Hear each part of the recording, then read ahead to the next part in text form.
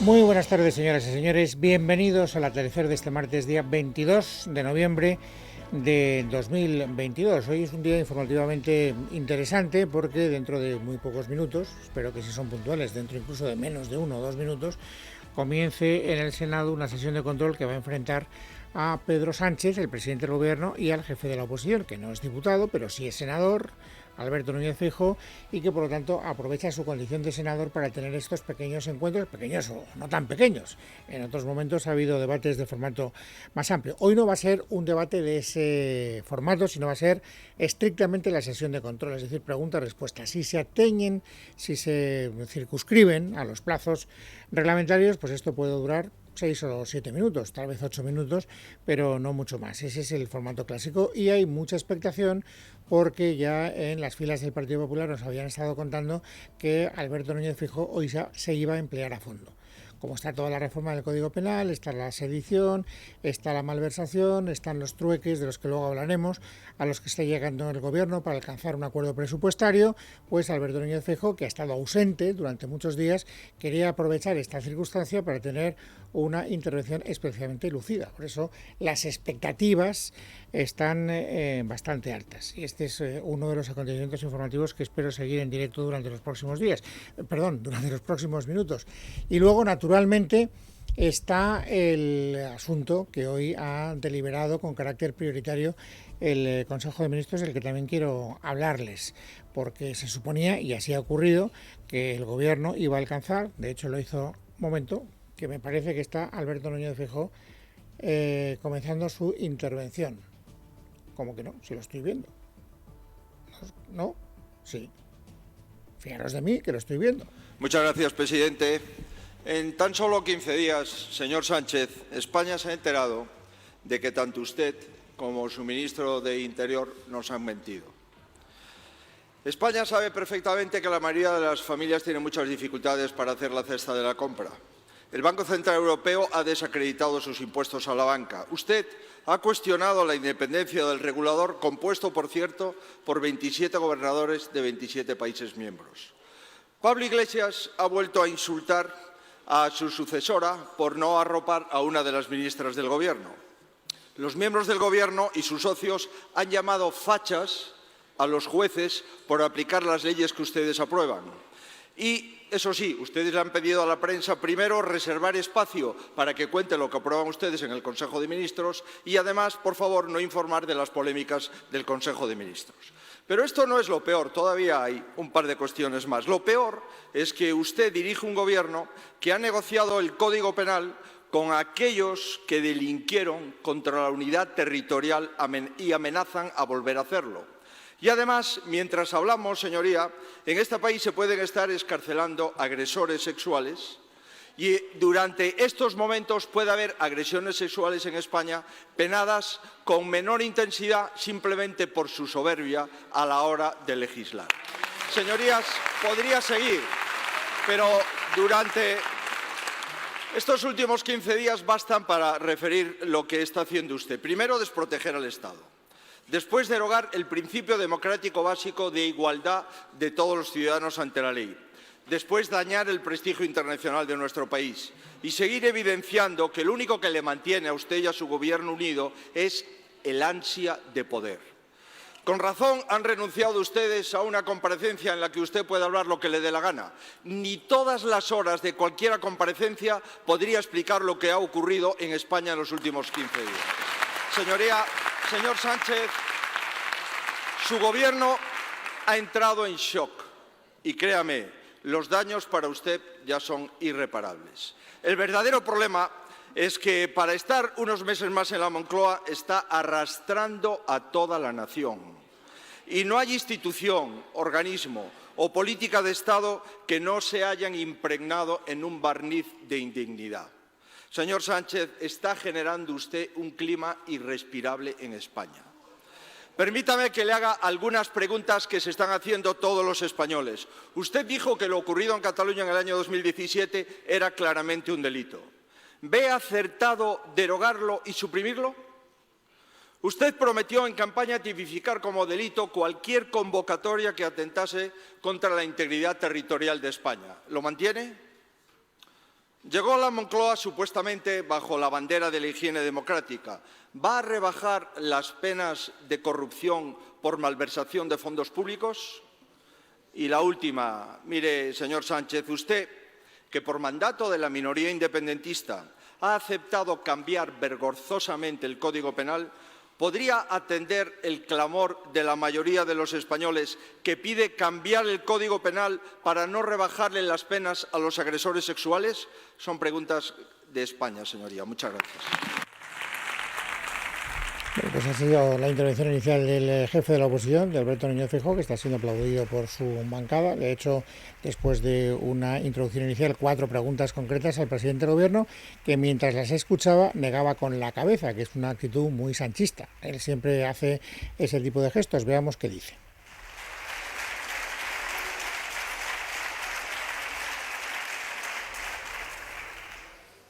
Tiene la palabra el señor presidente del Gobierno. Muchas gracias, señor presidente. Señor Feijóo, ¿dónde ha dejado su moderación? ¿En objetos perdidos con su supuesta autonomía política? Señor Feijóo, usted con sus insultos no daña a este Gobierno, daña la convivencia y a la democracia. Señorías, por favor. Le veo muy alterados, les veo muy alterados. Señor Feijóo, le veo a usted muy preocupado por los derechos de las mujeres. Me va a permitir plantearle una pregunta. ¿Usted cree que en España hay problema de violencia de género, sí o no? ¿Lo hay, sí o no? Si lo hay, ¿por qué pactan con aquellos que niegan la violencia de género y la banalizan? Porque esta es la cuestión, señorías. No se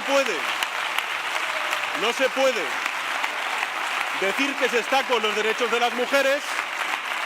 No se puede decir que se está con los derechos de las mujeres y pactar y gobernar con aquellos que banalizan y frivolizan sobre la violencia de género. Señoría, es así, es así. Pero además, ¿de qué nos estamos extrañando si cuando uno estudia y analiza cuál ha sido la hoja de servicios de la derecha en relación con los derechos de las mujeres, sabemos cuál es el resultado? Ustedes, a lo largo de estos 40 años de democracia, ¿qué es lo que han hecho? Lo que han hecho ha sido votar en contra de la ley del divorcio, votar en contra del aborto, votar en contra de la ley de igualdad entre hombres y mujeres, votar en contra de la libertad sexual, efectivamente. Incluso ayer mismo conocimos las directrices que está dando el fiscal general del Estado y también ustedes dicen que no a esas directrices de la Fiscalía General del Estado. Es decir, no les preocupa lo más mínimo los derechos de las mujeres. Señor Feijóo, no solamente votaron ustedes en contra de esas leyes, sino que las han recurrido ante el Tribunal Constitucional. Y mientras recurrían esas leyes ante el Tribunal Constitucional, que son conquistas de derechos de las mujeres, lo que hicieron fue, mientras gobernaban, poner a un militante del Partido Popular al frente del Tribunal Constitucional. Hombre, no venga usted diciendo que ustedes no han manipulado las instituciones tan importantes para nuestra democracia como el Tribunal Constitucional. Miren, ustedes, en fin, dan lecciones de todo. Parece que aquí solamente los españoles somos buenos españoles cuando votan al Partido Popular. Solamente hay gobiernos legítimos cuando son gobiernos del Partido Popular. E incluso vienen ustedes aquí a darnos lecciones de constitucionalismo cuando llevan 4 años incumpliendo con la Constitución.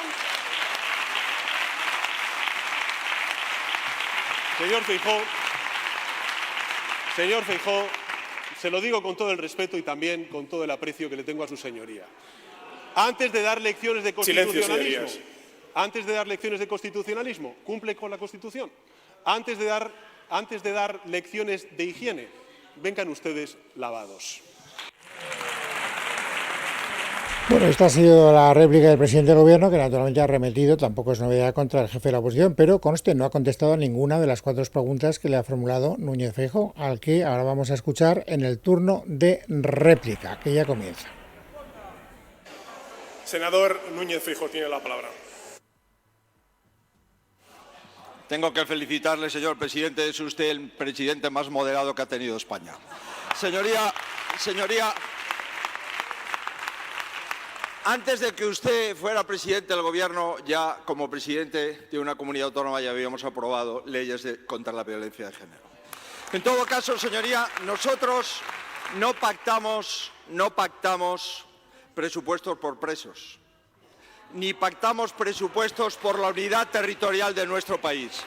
Señoría, Silencio, usted señorías. preside un gobierno en llamas. ¿Por qué? Porque ha dejado de gobernar y se ha dedicado a un incendio tras otro. ¿Y qué pasa cuando hay un incendio? Pues que todo el mundo intenta escapar. Ya me he fijado que los diputados de Podemos ni están. ¿Sabe por qué, señoría? Porque, Silencio, señorías, por favor. señoría, Guarden los silencio. ministros... Señorías. Señoría, Senador Ruiz de Diego, guarde silencio, por favor. Muchas gracias. los diputados y diputadas ministros de Podemos no están. ¿Le parece bien? Veo que eso Señorías, es un tema silencio. menor en una sesión de control. Mire, ¿sabe una cosa? Mire, a mí no me interesa ser implacable. Silencio, Lo que me señorías. interesa es ofrecer una alternativa imbatible. Por eso yo no le voy a insultar nunca en las sesiones de control.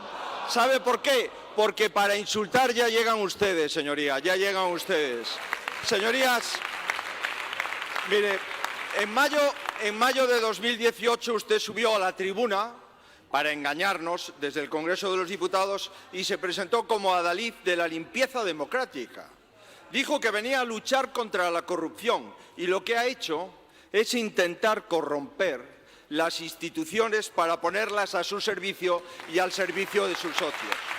Señoría, sacando de la cárcel a los condenados por el Tribunal Supremo en contra del criterio del Tribunal Supremo y de la Fiscalía General del Estado, derogando los delitos que cometieron quienes le hicieron a usted presidente del Gobierno, que cometieron los que le mantienen usted en la presidencia del Gobierno. ¿Para qué? Para que puedan volver a seguir cometiéndolos. Mire, lo dice el señor Junqueras hace un par de días, bajará el precio al volver a intentarlo. Por lo menos el señor Junqueras no le mienta a los españoles, usted sí. Señoría, usted no tiene límites, pero España sí. Nunca nuestro país estuvo ante un gobierno como usted. Pero nuestro país es mucho mejor que su gobierno y nuestro país es mucho mejor que usted, señoría. Señoría, ojalá pudiéramos hacerle una moción de censura. Le garantizo que la próxima vez que nos veamos en el Congreso de los Diputados será en mi debate de investidura. Señoría, con 350 diputados, Silencio, señorías. con 350 Silencio. diputados, la mayoría le debe obediencia debida. Y la otra está encantada con usted, y no lo digo yo, lo dice el señor Otegi. Ahora bien, señoría, esto no quiere decir que no vaya a hacerse. La moción de censura se hará. Y se hará el 28 de mayo, pero no en una urna en el Congreso de los Diputados, sino en miles de urnas en todos los ayuntamientos de España. Ahí es donde la sacaremos adelante, señoría, para empezar a pasar página de la pesadilla más grande que ha vivido España, gracias a su gobierno y a usted. Y por favor, si quiere usted contestar Silencio, alguna de señorías, las por 4 favor. preguntas que le he hecho, es su turno por segunda vez. Bueno, pues esta intervención del señor Núñez Feijóo ha conseguido levantar de sus asientos a los senadores. Yo creo que había risas en la bancada del Partido Socialista porque él se estaba refiriendo a diputados, estando en la Cámara Alta, donde no hay diputados, hay senadores, cuando hablaba de la ausencia de los diputados de Podemos. Pero bueno, este es un lapsus de carácter menor. Tiene efectivamente la segunda oportunidad el presidente del Gobierno para responder a alguna de las 4 preguntas que su intervención inicial le ha formulado el líder de la oposición. Veremos si a la segunda va a la vencida. Empieza a hablar el presidente del Gobierno en este turno de dúplica. Tiene la palabra el señor presidente del Gobierno. ¿Pensando en tus próximas vacaciones? Este invierno viaja a Slow con Iberostar Hotels & Resorts. Disfruta de unas vacaciones sostenibles para recordar con grandes descuentos. No lo olvides, reserva ahora en logitravel.com y vive la mejor experiencia con la garantía de Iberostar Hotels & Resorts. Vacaciones Logitravel. Vuelve Mau Entre Panes, el plan más sabroso que no te puedes perder. Del 1 al 30 de noviembre encendemos fogones para darle un capricho a todos los paladares. Ven y disfruta con tus amigos de un tándem perfecto. Las mejores hamburguesas con Mau 5 estrellas. ¿A qué esperas? Entra en maudrid.com. Conoce el listado de establecimientos y verás, entre panes, qué buena está una hamburguesa con una Mau. Muchas gracias, señor presidente. Señoría, alguna matización. Han sido los españoles quienes votaron e hicieron primera fuerza política al Partido Socialista Obrero Español.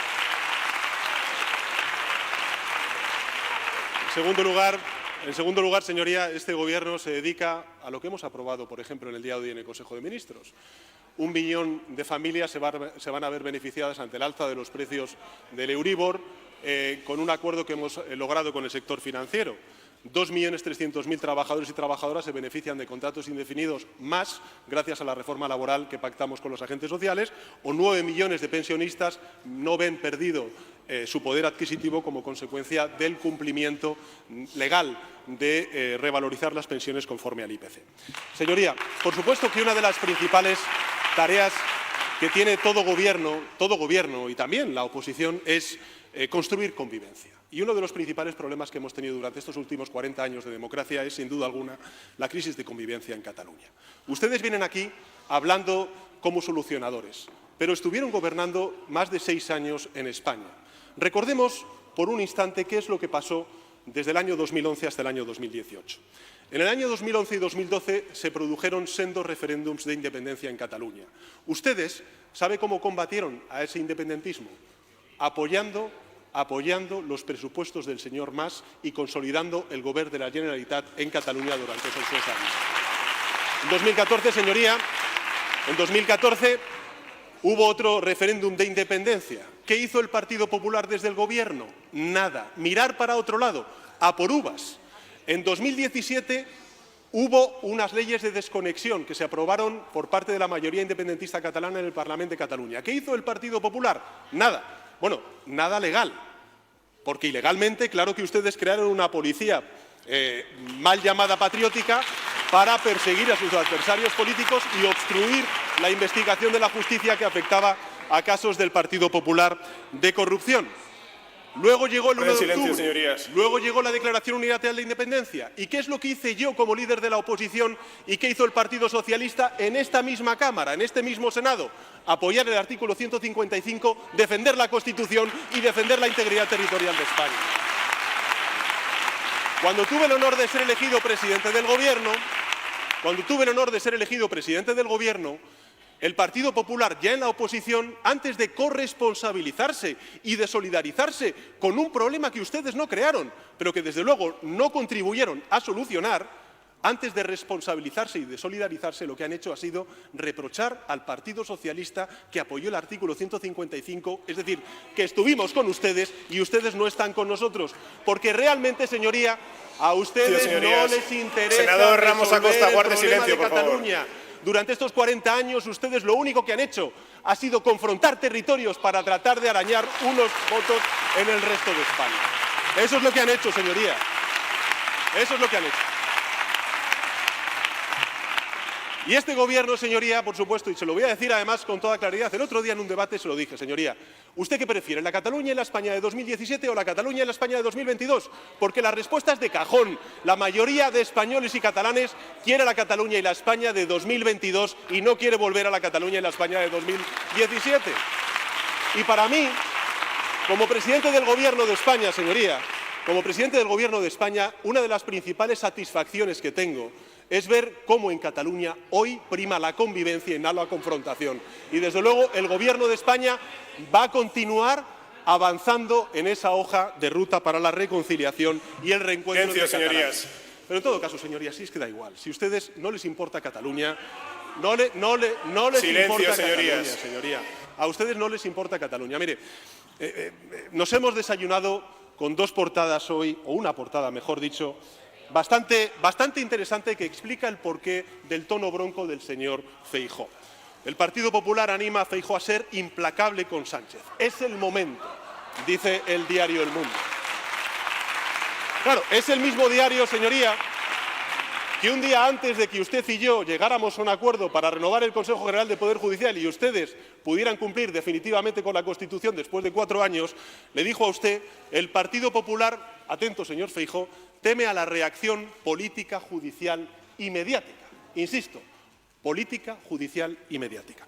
Usted, señor Feijóo, presume de ser un político previsible, que no autónomo, previsible. Y es cierto, no hay más que leer las portadas de los medios de comunicación conservadores para saber qué va a hacer y decir ese día. Bueno, pues esto es lo que daba de sí, esta confrontación en la sesión de control del Senado, salvo que el presidente de la Cámara tenga algún gesto de generosidad, teóricamente aquí acaba este rifirrafe porque han consumido sus turnos iniciales, los turnos de réplica y luego la dúplica del presidente del Gobierno. De tal manera que aquí acaba ese rifirrafe que luego naturalmente comentaremos en la tertulia y que recordaremos en los momentos más interesantes de este lance parlamentario. Ha hecho referencia, como han escuchado ustedes en directo, el presidente del Gobierno a una decisión adoptada esta mañana en el Consejo de Ministros para ayudar a las familias vulnerables, ha dicho, a pagar las hipotecas porque están subiendo los tipos de interés y como consecuencia de la subida de los tipos de interés también está subiendo el Euribor. Pero tengo que decirles que la verdad es que la gente esperaba más. Esperaba más porque el Gobierno ha adoptado medidas, ha pactado medidas con el sector financiero para aquellas rentas de un máximo de 29.400 euros anuales, cuando la renta media de los hogares españoles está en 35.000, de tal manera que se olvida de las clases medias y va a las a las clases, a las familias más vulnerables, lo cual no me parece mal. O sea, yo no critico que vaya a ayudar a las familias más vulnerables. Lo que digo, y no soy yo el único que lo dice, es que me parece que ha sido muy pacato en sus objetivos el presidente del Gobierno. Lo dice también una vicepresidenta de ese Gobierno. Estamos en un país tan raro en el que el Consejo de Ministros, el Gobierno aprueba unas medidas pactadas anoche con el sector financiero y una vicepresidenta de ese Gobierno, Yolanda Díaz, se atreve a decir esta mañana lo siguiente. ¿Las medidas que se adoptan sirven para que, repartamos las cargas de la crisis? Humildemente, creo que no. Y esto, desde luego, nosotros pensamos que sería sustancialmente mejorable. Insisto, palabras de vicepresidenta del Gobierno. De un Gobierno que hoy, en el Consejo de Ministros, ha adoptado estas medidas. ¿En qué consisten? Para que ustedes tengan una idea general. Leticia Vaquero. Aunque la renta media de los hogares españoles, según el INE, es de 35.000 euros anuales, el Gobierno, que dice toma estas medidas para proteger no solo a los vulnerables, sino a los hogares de clase media, pone el tope de la ayuda en los 29.400 euros. Y a este grupo lo divide en dos, los que ingresan menos de 25.000 y los que llegan hasta 29.000. Para todos ellos han reformado el Código de Buenas Prácticas con medidas que son de obligado cumplimiento para los bancos que lo apliquen. Medidas como poder pedir un periodo de carencia de 5 años con un tipo de interés mucho más bajo. La vicepresidenta Nadia Calviño ha hablado de números concretos. Una familia con una hipoteca tipo de 120.000 euros y una cuota mensual de 524 euros, tras la revisión de los tipos de interés, verá reducida su cuota durante el periodo de carencia de 5 años en más de un 50%, hasta los 246 euros. Los que ganen hasta 29.000 al año podrán congelar su cuota durante 12 meses, reduciendo el tipo de interés, aunque el pago será aplazado, no perdonado. Asimismo, el Consejo de Ministros ha aprobado la creación de la Autoridad de Defensa del Cliente Financiero. El objetivo es facilitar, agilizar la resolución de los conflictos y también la protección de los ciudadanos. Y para ello, el procedimiento de presentación de reclamaciones será gratuito, con atención personalizada. Hay un plazo máximo general de 90 días para la resolución de la reclamación. Y un apunte más, también están contando con algunas medidas como poder poner facilidades para cambiarse del tipo variable al fijo para todo el común de los mortales. Bueno, estos son los datos. Ahora vamos a tratar de analizarlos un poco, o de por lo menos llegar un poquito más al fondo de la cuestión. Y para eso cuento con la ayuda de Patricia Suárez, que es la presidenta de la Asociación de Usuarios Financieros. Patricia, bienvenida, muy buenas tardes. Hola, bien hallada. Buenas tardes. Patricia, ¿podemos hablar de la montaña que parió un ratón o no?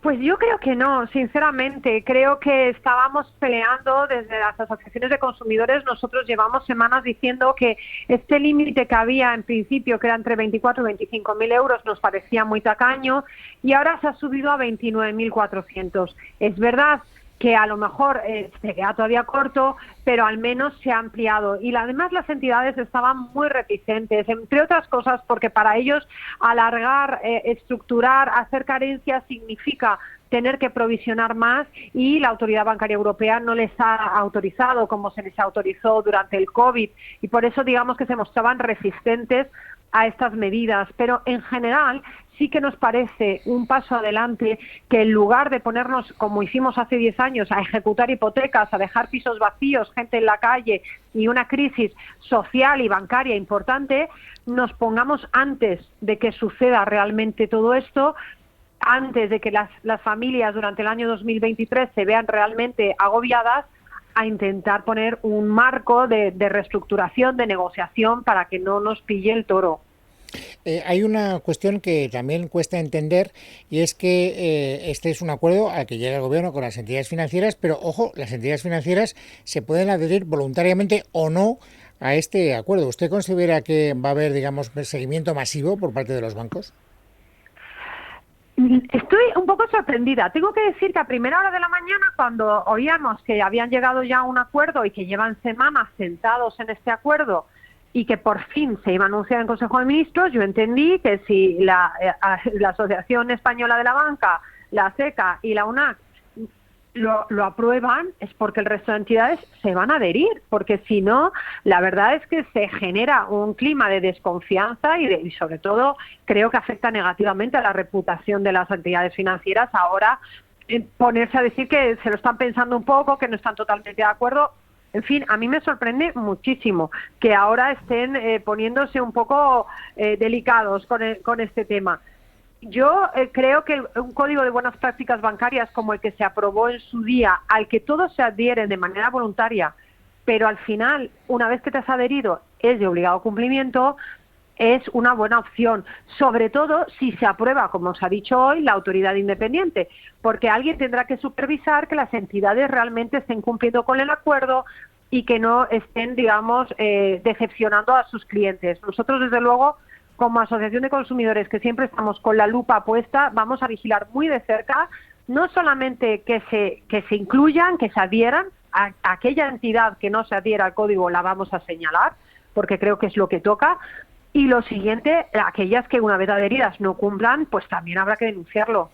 Habla usted de una figura, la Autoridad de Defensa del Cliente Financiero, que es la que Nadia Calviño ha querido subrayar como aportación fundamental de ese acuerdo con las entidades financieras en la rueda de prensa posterior al Consejo de Ministros. ¿Es tan importante desde su punto de vista, Patricia? Es muy importante por varias razones. La primera, porque tendrá resoluciones vinculantes, que esto es algo que ahora no tenemos. Ahora vamos todos al Servicio de Atención al Cliente, luego vamos al Banco de España, CNMV o Seguros, a la Dirección General de Seguros, y aunque el Banco de España o la CNMV nos den la razón, que nos la dan muchas veces, el último párrafo lo que nos dice es que ellos no pueden obligar a la entidad a nada y que si queremos vayamos a tribunales. Esto está generando una saturación en los tribunales, un retraso masivo de las indemnizaciones que deben recibir los consumidores y que además tenemos que tener en cuenta que cada procedimiento judicial nos cuesta a los españoles 3.000 euros. Es decir, que para que nos devuelva un dinero un banco, los españoles tenemos que pagar un procedimiento judicial. A mí me parece que es un abuso por parte de las entidades financieras de los tribunales de justicia. Y yo espero que con una autoridad como esta, que sea vinculante, se produzca un efecto disuasorio para la entidad, en el sentido de que una vez que se conoce el criterio, responda a sus clientes sin necesidad de ir a mayores, y que además haya multas que también disuadan de seguir cometiendo malas prácticas bancarias.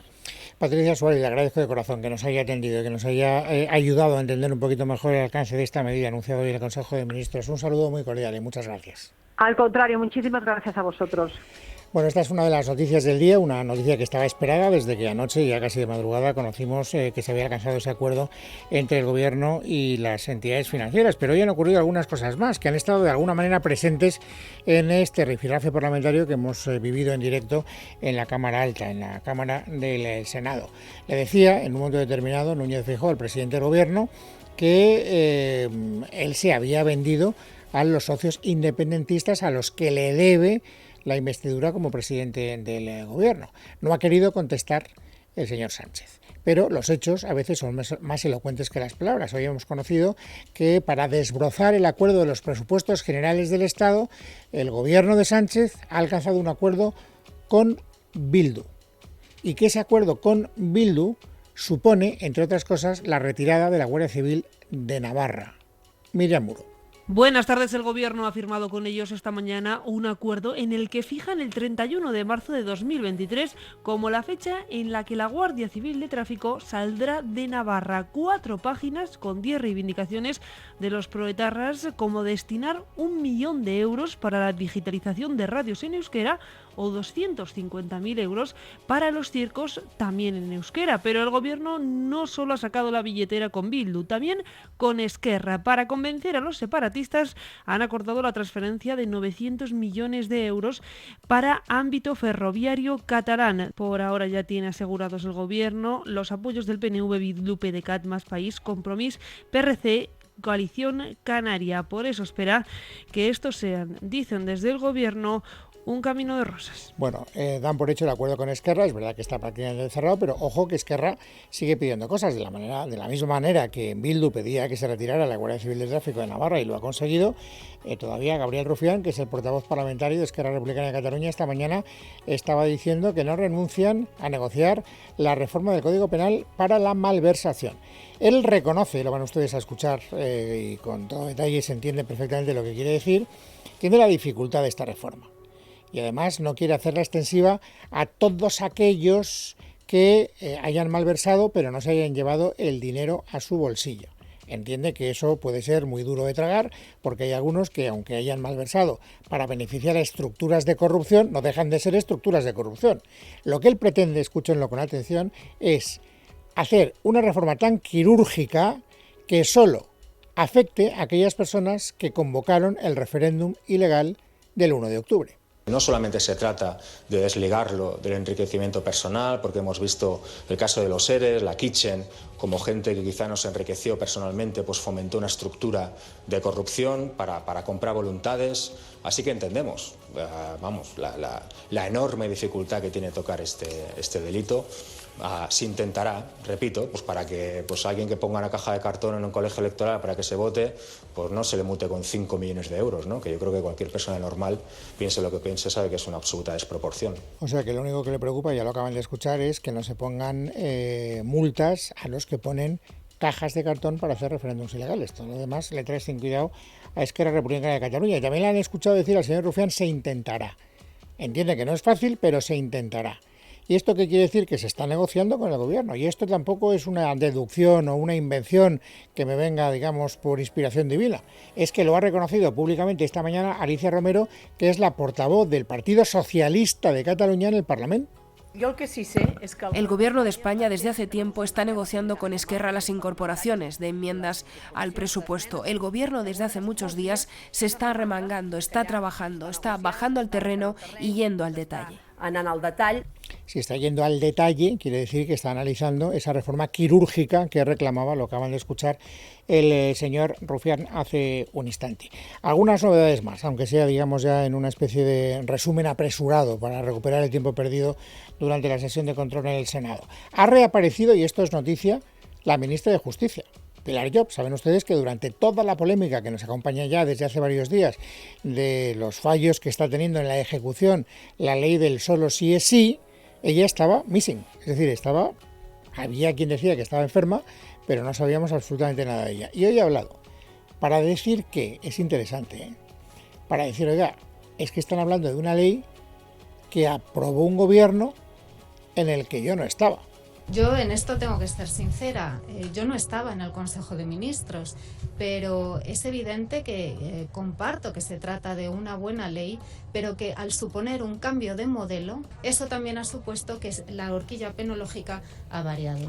Y como ha variado, pues se entiende que hay algunas sentencias que estén rebajando las penas o incluso que estén determinando la excarcelación de personas que ya llevan cumplida parte de su condena. Eso no lo hice yo, pero se desprende directamente de las palabras que acaban de escuchar. Luego le han preguntado, bueno, ¿y qué va a hacer el Gobierno?